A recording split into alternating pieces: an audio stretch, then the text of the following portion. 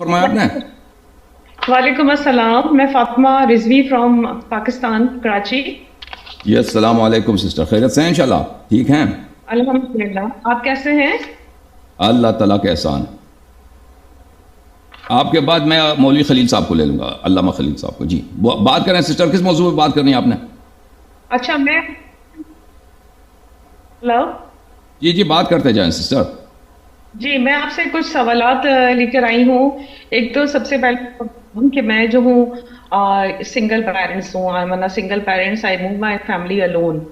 تو جی مجھے یہ چیز سوچ کر اس چیز کا کانشیس رہتی ہوں کہ محرم نامحرم جو ہمارے یہاں کہا جاتا ہے کہ آپ نامحرم سے تو بات بھی نہیں کر سکتے ہیں ہنس کے، اور یا جیسے بھی۔ تو میری تو زندگی میں زیادہ تر جو ہے وہ معاملات جو ہیں وہ گھر سے نکلنے کے بعد سارے جینٹس ہی ٹکراتے ہیں، چاہے وہ سبزی والے ہوں، فروٹ والے ہوں، میری جاب ہو، میرے بچوں کا ایجوکیشن ہے، جو بھی ہے وٹ ایور۔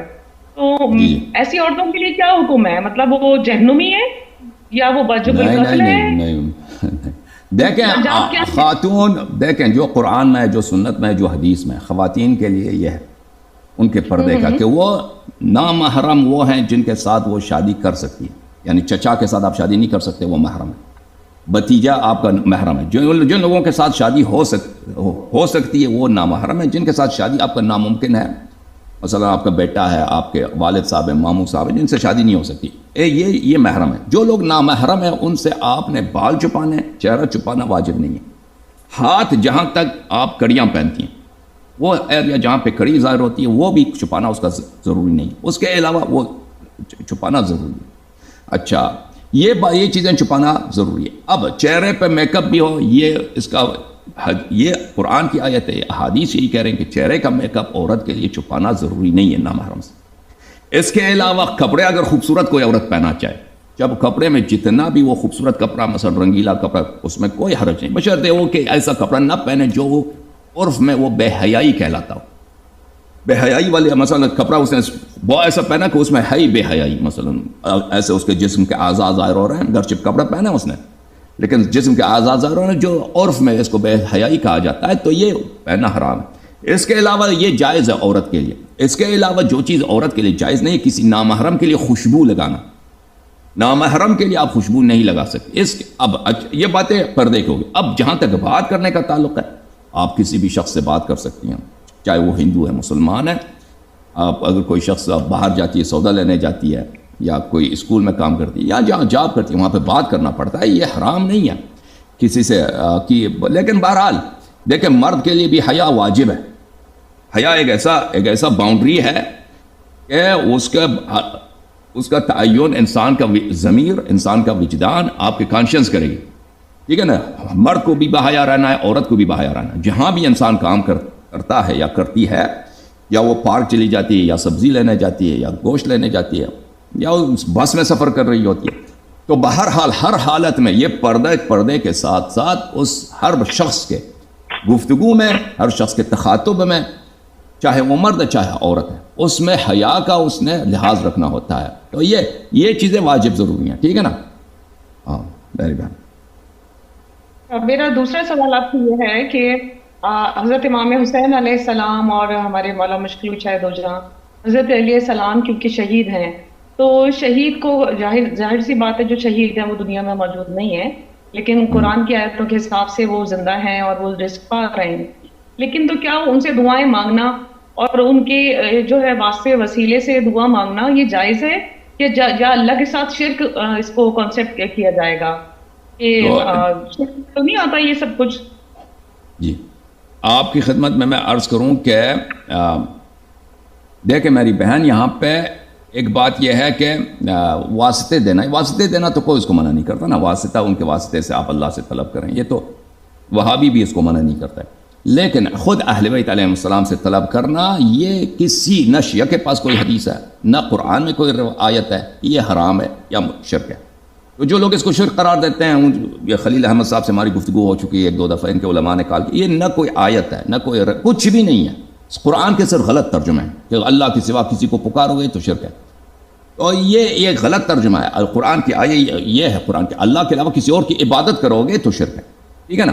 تو لذا یہ اس کو سمجھنے کی ضرورت ہے. دوسری بات یہ ہے میری بہن کہ ہمارے اہل بیت علیہ السلام کے احادیث روایات زیارات میں یہ بات بہت کثرت سے آپ کو ملتا ہے کہ آپ نے اہل بیت علیہ السلام سے آپ نے کیا کرنا ہے, ان سے اپنے حاجات طلب کرنا, یہ مستحب ہے. حاجات چاہے وہ دنیا سے چلے گئے ہوں, ان سے اپنی حاجت طلب کرنا یہ اچھی بات ہے کہ یہ اہل بیت علیہ السلام کے متعدد روایات میں, زیارات کے آداب میں یہ مذکور ہے. بہرحال تھینک یو میرے سسٹر. اب آپ کے سوالات کا بڑا شکریہ.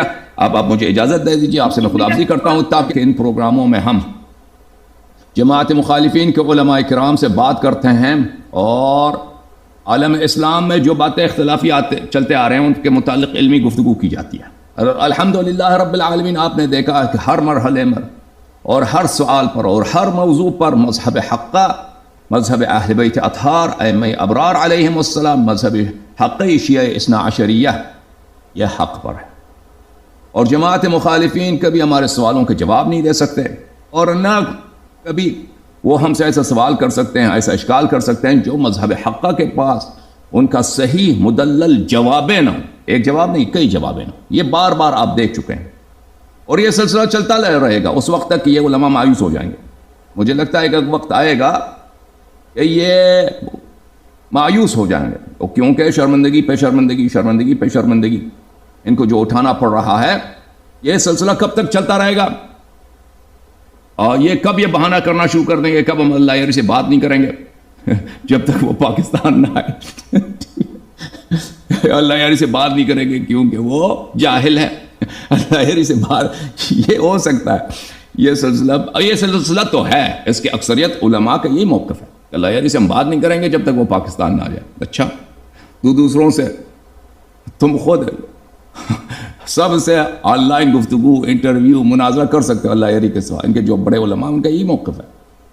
اور پھر ہمیں یہ بھی پتہ ہے اور سب ان کو خود بھی پتہ ہے, ان کے ناظرین کو, ان کے عوام سب کو پتہ ہے کہ یہ صرف ایک بہانہ ہے اللہ یاری سے بات نہ کرنے کا.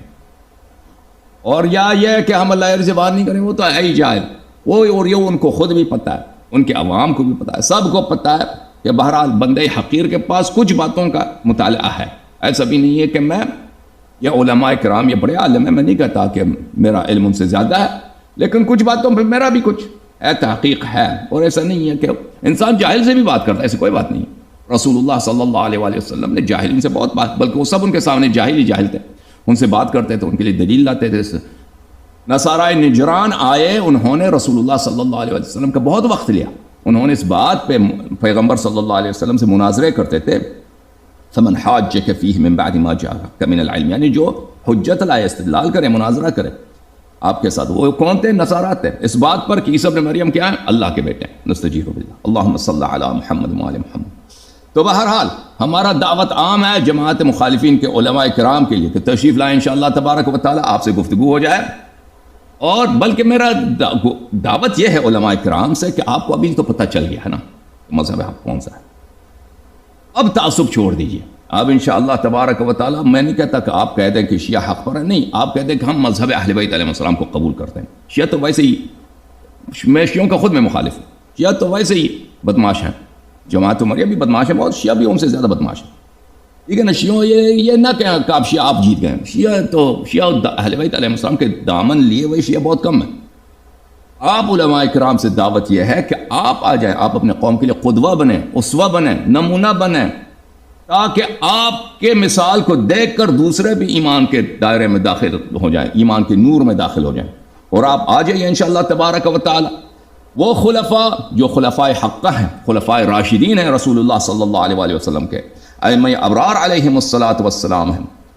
رسول اللہ صلی اللہ علیہ وآلہ وسلم نے نام لے کر ان کو نصب کیا ہے. ان کی امامت کا اقرار کریں اور ان کے دشمنوں سے برات کا اظہار کریں. اور یہ جتنے لوگ آپ کی وجہ سے اور آپ کو نمونہ دے کر وہ اس طرف مائل ہو جائیں گے یا اس بات کو قبول کریں گے, اس کا ثواب آپ کو ملے گا. اور یہ ہر دنیائی ثروت سے بالا کریں. بہرحال ابھی ہمارے پاس تشریف لائے ہوئے ہیں مولوی خلیل صاحب. کتنے گئے تسی؟